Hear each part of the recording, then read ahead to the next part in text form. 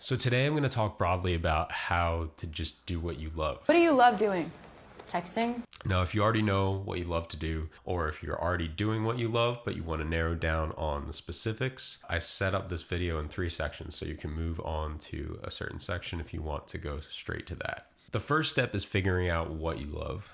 If you're further into your life and you didn't get a lot of chances to explore as a kid, or you weren't encouraged to explore different avenues and interests as a kid, this is going to be tough, but it's not impossible.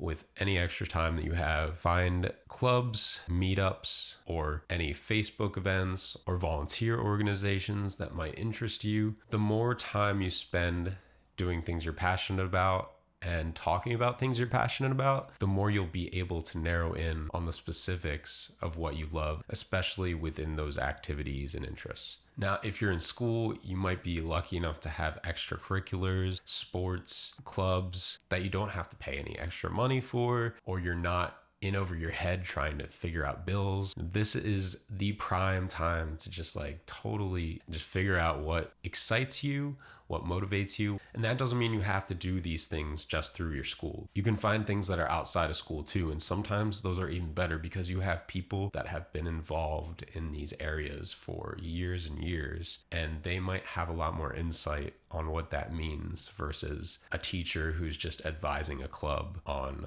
chess or something. Chess! I hate chess! They might not be the best chess player. They just signed up to work a couple extra hours. One thing that's important to keep in mind when you're first getting involved with a new community is don't feel pressure to assimilate. It should feel natural to be a part of this community if you really love what it's about and what they're doing. But also keep in mind that there's a big difference between the environment and the kinds of people that are in that group and what that means to you, and the feelings of competence that you might have towards that subject. So if you're not feeling like you're good enough and that's your reason as to why you want to leave, I suck at acting. I strongly advise that you stick around, especially if it still interests you. And the more you're around, especially if those people are supportive, then you'll gain more confidence in that area of expertise or that interest. And that confidence leads to more competence, which then again leads to more confidence. This is often known as the confidence-competence loop. So I would say give yourself some more time to understand that activity before you outright quit, especially if it still draws you after you leave. Called flow, just doing what I love and loving what I do. All right, so let's say you figure out what you love.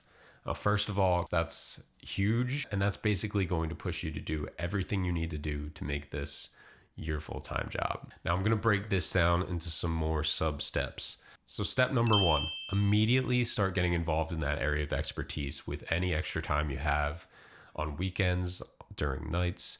You want to show people that you love doing this thing and you're willing to do it with any time you have available for anyone, at least right off the gate. You can volunteer, help assist others that do what you love, so be an assistant or an apprentice, and in that process, try to learn from them. Step 2, once you start to feel some level of understanding of what you like to do and how to do it, just start doing it. Colin Powell, who served 35 years in the Army and eventually rose to a position where he had to make a lot of tough decisions, would say that as long as you know 40 to 70% of the information that you think you need to know to do something or make a decision, that should be enough to act on it. So if you know 40% of what you think you might need to know to be a great audio engineer, then just go out and start doing it. If you can, stay away from doing work for free. One exception I would say is if that work gives you guaranteed, consistent future work.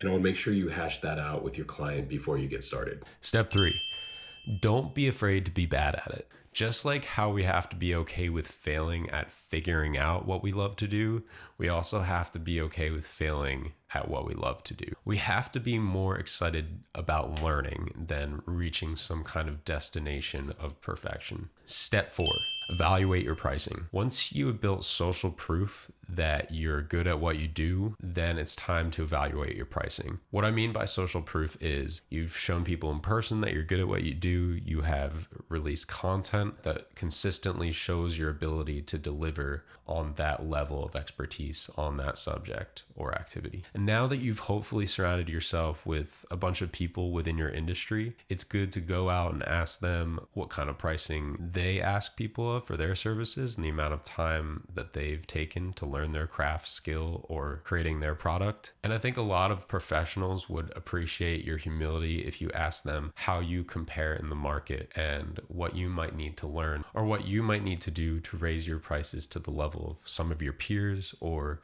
the person you're talking to at that moment. Now, some of you might be asking, but Anthony, I do another job. I don't have time for this. I know what I love to do. I've been doing it, but I just don't have the time to really make it to that next level where I'm doing it more. I don't have the time to invest in it. I don't have the time to create more content to show that social proof. And I'm overwhelmed. Now, some will say, don't quit your day job. Keep reinvesting the little bits of time that you have into your work and your service. You can also use some of the money that you're making from your other job, if it's making you more than your service, product, or craft right now, into things like gear that is necessary for you to be able to do what you do at a high level. Gear for content creation so that you can create more of that social proof. Now, this is by all means the safest way to go. It's probably the most recommended. But if your job isn't making you a whole lot more money than what you're doing on the side, I would suggest you get out a piece of paper and a pencil or a pen and start crunching the numbers on figuring out how much money you'd have to make in order to break even on the amount of money that you would be making from your current job. Let's say I'm starting to gig as a musician and I play maybe 3 times a month on the weekends and I charge $200 a gig. Now, if we're making $600 a month from our side job and we're only making, let's say, $1,200 a month from our current job, then to assume that you only have to get 3 more gigs that month in order to make just as much from your current job, it might just be worth ripping off the Band-Aid and getting those gigs set up so that you can reach the same level of income as you're currently making from your other job. Now, it would be even better if you can make the combined income from your side job and your current job all from your side job. That would be ideal. Sometimes that's not the case, but if you quit and you spend the same amount of time you would every day that you would be walking into an office working on getting those gigs or getting that work, then if you maintain that attitude, you'll definitely make it to a point where you're making just as much as the job you quit or more. It just might take you some time. Now, keep in mind, as a freelancer, you're going to have to pay taxes. So I would say wager for making 15 to 20% more than your goal amount. So if you want to make just $1,200 a month, try to aim for $1,440 a month. That's 20% of $1,200 plus $1,200. Another expense that a lot of people don't think about when they're becoming freelancers or self-employed is that you're going to have to pay for your own health insurance. Your current job might have benefits that are super important to you, especially if you have a medical condition, you have medications you need to get pretty regularly. Now, if you're under 25 and you got a couple years to go before you have to leave your parents' health insurance and get your own plan, this might be a good time to take some risks. When you're young, it's okay to fail. It's okay to be broke. You can always recover. Once you get older, especially when your health is a little more fragile, you don't want to let go of things like benefits and health insurance that is super important for you staying healthy and just overall having the ability to do what you love. Because that, first and foremost, is the most important thing. I will say, though, if health insurance is not a big expense for you, if you take it on yourself, and if you believe personally that your health would benefit more mentally and physically by creating your own schedule and being self-employed, then maybe it is the right time to dive in. This might sound counterintuitive, but if you drop out of that current job and dive completely into what you love, sometimes being forced to make enough money from what you love in order to stay above water, in order to keep paying bills, is the motivation that you need in order to make decisions that you wouldn't normally make if you were in a comfy job. Sometimes we need to push ourselves to extremes in order to change our habits and our values. And sometimes changing our values and our habits is absolutely required of us in order to make what we love a career. And sometimes if you're putting every ounce of energy into just getting through the day at this job and working so hard just to get the motivation to even do a little bit of what you love every day, then it might be worth just diving in. However, if you're in a job that doesn't require a lot of energy from you and it's more of a boring job, I would say that's a perfect opportunity to use that time to brainstorm ideas, to research, if you can get away with that, and even planning your future within those things that you love to do. I actually used to work for FedEx for a few years, and when I stopped to make a delivery, before I found the package, I would sometimes make a voice memo recording of a song idea I had or something like that. And I've heard stories of security guards reading books or taking business phone calls while they didn't have any work going on. So I would say do it if you can get away with it. Otherwise, it's wasted time. And I actually didn't mind delivering packages. I liked being outside. I liked being active. I liked embracing the elements sometimes. It was just the fact that I couldn't stop doing music when I got home, and I would be up till 2, 3 a.m. and I'd have to get up at 7 every morning, and I was falling asleep driving home from my route. We had an hour drive back from our first deliveries and our last deliveries. I was honestly just getting through most days with a bunch of adrenaline. So getting tired and having the possibility of falling asleep at the wheel gave me a lot of anxieties, and I would actually have nightmares about falling asleep on the road. So I knew it was either decide to stop doing music as much as I felt like I needed to do and continue doing FedEx and making reliable income, or the other option was I quit FedEx in order to keep making more music more regularly. And I knew for a fact that not doing music would be close to impossible for me to achieve. So for my peace of mind and to prevent myself from living that possible nightmare of hitting someone or hurting someone or myself, this decision became very much like a life or death decision. But by all means, if you are okay with taking that hour to 2 hours that you usually spend watching TV or on social media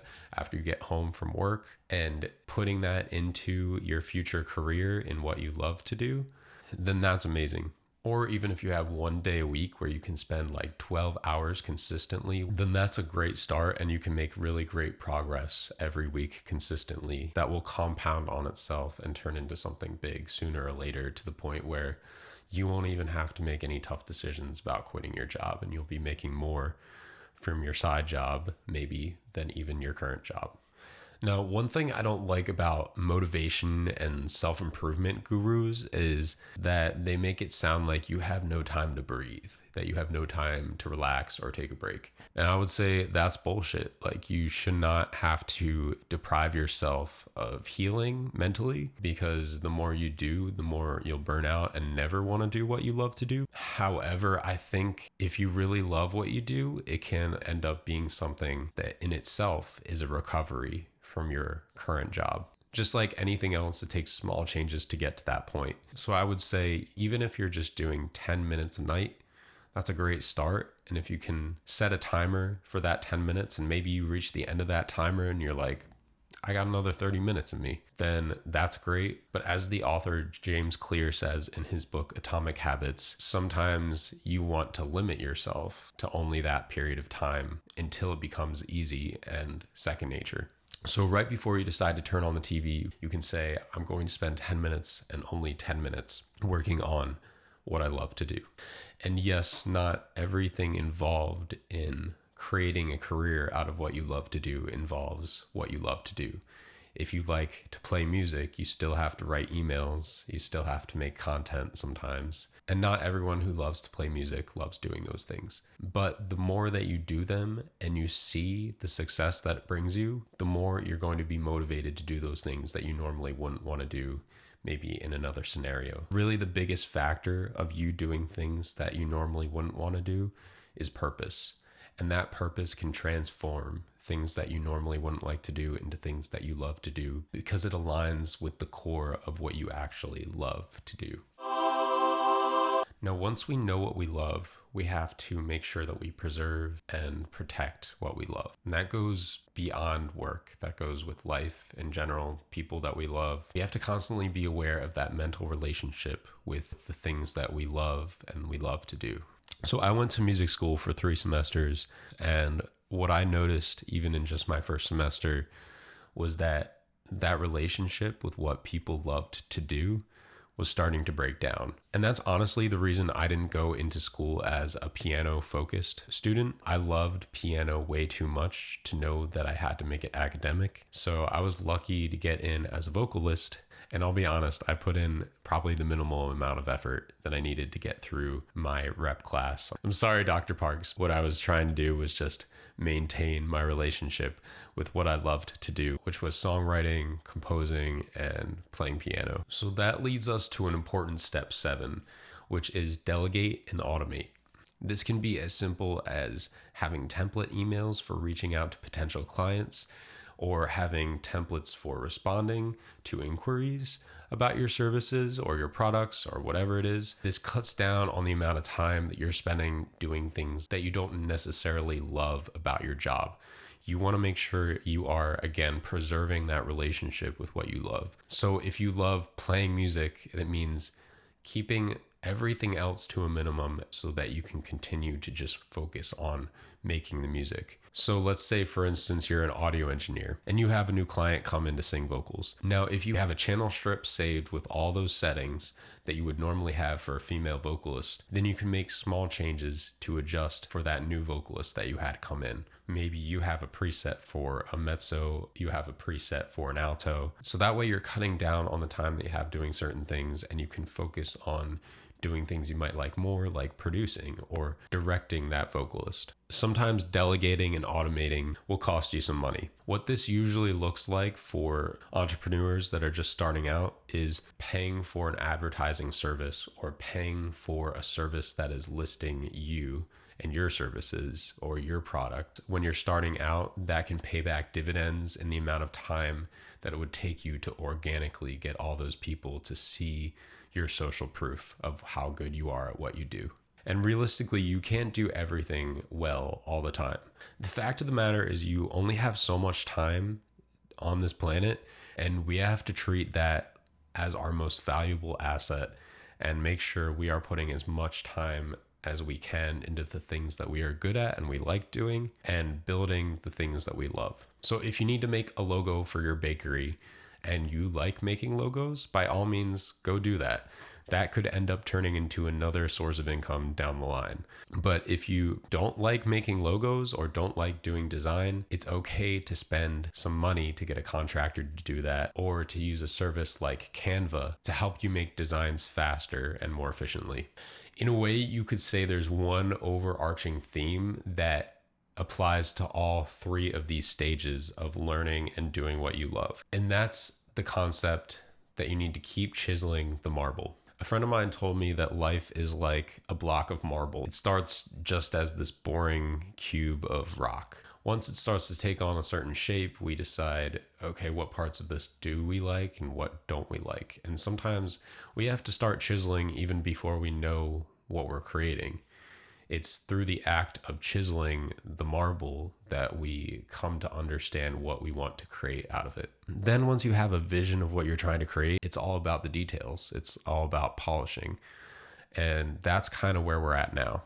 I'm somewhat of an expert. Now, if you've automated and you've delegated and you've figured out how to cut out some of those annoying parts of your job, and you're still feeling like you don't exactly love what you're specializing in, or you're not loving the kinds of clients you're getting, then I would say, in a sense, within your microcosm of what you love, return back to step 1 and start exploring more of the specialties that exist in your line of work. Now, hopefully, if you've been doing this for a while, you already know what kinds of things give you the most joy and what you need to focus on putting more of your energy and time and money into. But if you still have no idea, then I would say apply the 80-20 rule. Now, this would mean out of all the time that you spend doing what you love, you take 20% of that time and move it to a new specialty you haven't done before or that you'd like to learn more about. This looks very similar to the first step of figuring out what you love all the way at the beginning of this video, where I said if you have 30 minutes a day at the end of your work to invest in this instead of watching TV or taking one 12-hour day a week to fully invest in a new specialty of what you love. Oh, busy. If you're getting a lot of work coming in and you've gotten so used to saying yes to everything because that's what you used to do and that's how you were able to survive. Another strategy that I like to use if I'm overcommitting or doing too much work that I don't want to do is using this system that I got from Ari Hurston's book, How to Make It in the New Music Business. What he does is he creates a scoring system based on 3 categories, and each category gets 10 points. So the first category is how much do you enjoy this kind of work? The second category is how much growth does this give your business or your brand? Or in other words, how much opportunity in the future is gained from this work, or at least opportunity that you'd like to have. And the third is how much financial gain are you going to get out of this work? That could either mean immediate payment or it could mean royalties and consecutive payments down the road. The key is that all 3 categories added up should at least equal a minimum of 15. So that's your baseline requirement to say yes. So this is all very subjective and it's all based off of past experience and your own preferences.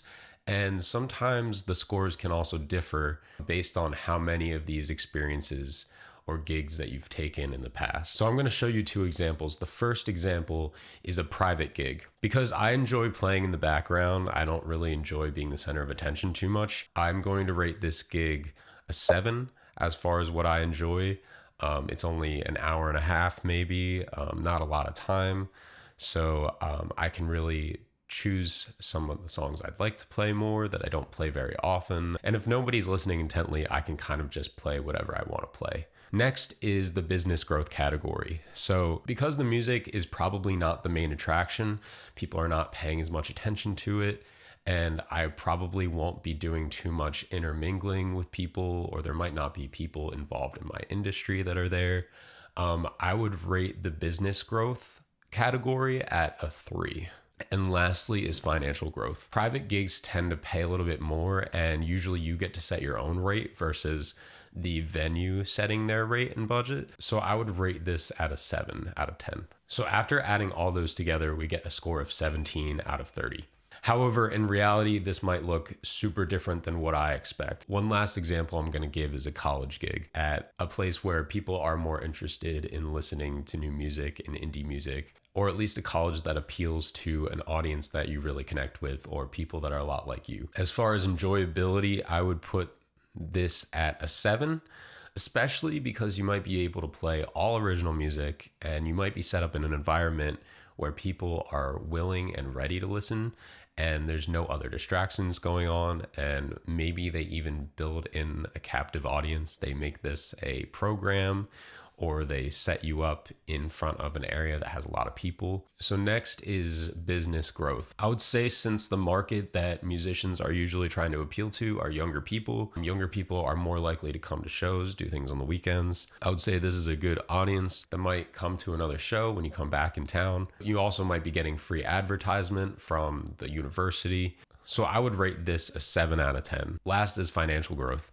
So colleges usually pay top dollar. They have high budgets. They are likely going to even pay more than your average wedding to have you perform there. So I would put this at a 10 out of 10 for financial opportunity. So after adding up all of those for the college gig, that leaves us at a 25 out of 30, which is a really good score. And in my opinion, this is a good enough score that I would go out of my way to cancel a bar gig or something that I just took to fill up my schedule. Listen, get it done. Get it done. If you've been in the industry for a while and you've talked to some other people that do what you do, those people can turn into great accountability partners. And what I mean by that is you can meet weekly or monthly. That could be on the phone, over Zoom, in person, and talk about your goals for that next week, for that next month.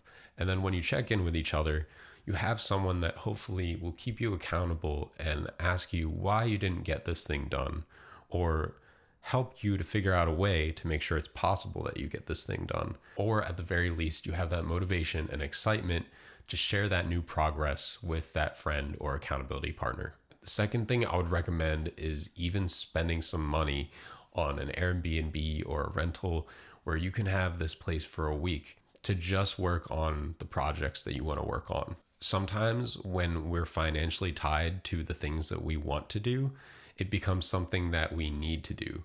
And we follow through and don't say yes to things because we've already invested in that time financially. So hopefully now you have a good idea of where to spend your time and your resources in figuring out more of what you love to do and diving in deeper into what you love. Honestly, I could talk about this all day, and there's so many more strategies that you can use to focus on figuring out what you love and doing more of what you love. But I'm going to leave it at this for today. I hope you enjoyed this video, and please like this video and subscribe if you want to hear more. And I'll see you guys later.